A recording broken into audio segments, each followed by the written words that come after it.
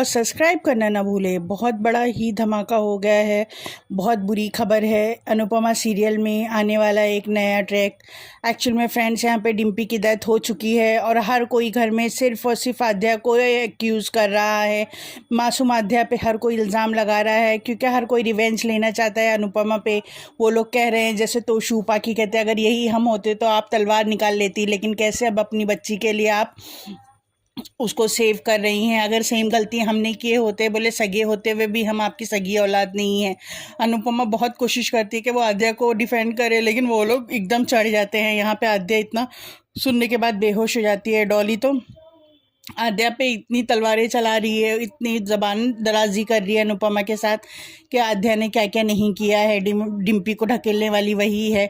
यहाँ पे तोशू भी आद्या ही पे ब्लेम गेम खेल रहा है। यहाँ पे अंश बहुत परेशान है अपनी माँ को लेके। टीटू भी कोशिश कर रहा है अंश को अपने पास रखे। अंश अपने बाप को और हर किसी का बहुत ज़्यादा ख्याल रख रहा है। वो खुद अपने हाथों से लाके अपने डैडी को खाना खिलाता है फ्रेंड्स। और अनुपमा को कुछ समझ में नहीं आता कि ये नई आफत क्यों आ गई। यहाँ पे सागर मीनू को कह रहा है कि शायद ये शाह फैमिली को आदत ही नहीं है लोगों को खुश देखने की। नहीं सिर्फ मतलब है तो सिर्फ और सिर्फ पैसों से। बोले मैं तो बहुत डिसहर्ट हो चुका हूँ शाह फैमिली से, मैं नहीं चाहता हूँ उस फैमिली से मेरा कोई रिश्ता हो। मीनू भी उसकी हाँ में हाँ भरती है। यहाँ पे फ्रेंड्स अनुज को फील हो जाता है कि कहीं कुछ गड़बड़ हो रही है। वो बहुत कोशिश करता है अनुपमा से बात करने की। बहुत मुश्किल से जब कॉल कनेक्ट होता है तो अनुपमा सिर्फ उसको इतना कहती है, अनुज जल्दी आ जाओ। अनुज बोलता है, अरे तुम तो अभी मुझे भेजना चाहती थे, अब तो मुझे बुला रही है। अनुपमा कहती है, जितने जल्दी हो सकता है आ जाओ। अनुज को लग जाता है वहाँ कुछ हो रहा है। वो फ़ौरन बोल रहता है कि मैं एयरपोर्ट के लिए निकल रहा हूँ, लेकिन एयरपोर्ट पर आने के बाद उसे पता चलता है फ़्लाइट कैंसिल हो गई है। और कहीं ना कहीं अनुज को फील होता है कि कोई उस पर आंखें रख रहा है उसको, लेकिन समझ में नहीं आता ये कौन है। वो एक टैक्सी ड्राइवर से बात करता है कि क्या तुम मुझे लेके चलोगे अहमदाबाद। तो टैक्सी ड्राइवर कहता है कि मेरे पास स्टेट के अंदर इंटर करने का परमिट नहीं है। यहाँ पे अनुज बहुत ज़्यादा कंफ्यूज हो जाता है। 8 घंटे बाद दूसरी फ्लाइट है। वो होटल में भी आके बेचैन रहता है, उसके मोबाइल में सिग्नल नहीं होता है।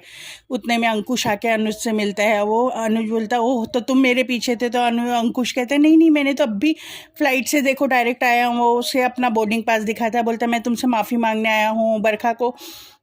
बरखा के सामने मैं कुछ बोल नहीं सकता था, इसलिए मैं तुम्हें ये बोलने आया हूँ कि मैं सब कुछ तुम्हारी फैक्ट्री, तुम्हारा बिजनेस सब तुम्हारे को हैंड ओवर कर दूंगा। तुम ये केस वापस ले लो और अपना बिजनेस भी वापस ले लो। और अनुज उसकी मीठी मीठी बातों में आ जाता है। और फ्रेंड्स, अनुज उसके साथ उसके होटल में चला जाता है। और यहाँ पे वो अपने दिल में सोचता है अंकुश कि अब सिर्फ एक कपाड़िया जिंदा होगा सुबह को, वो मैं होगा या वो मुझे एज पर अपने प्लान करना है। और फ्रेंड्स, हम देखेंगे कि वो पत्थर उठा के सुबह को अनुज के सर पे मारेगा और उसे सामने पहाड़ से नीचे ढकेल देगा। और यहाँ पे हम देखेंगे अनुपमा की हालत ख़राब है। उसने अपनी बेटी और अपने पति दोनों को एक ही दिन में खो दिया। हमारे साथ बने रहिए और ये वक्त हमारे साथ बने रहने का ही है फ्रेंड्स। भारी दिल के साथ मैं कह रही हूँ, हमारे चैनल को लाइक और सब्सक्राइब ज़रूर करें। Thank you.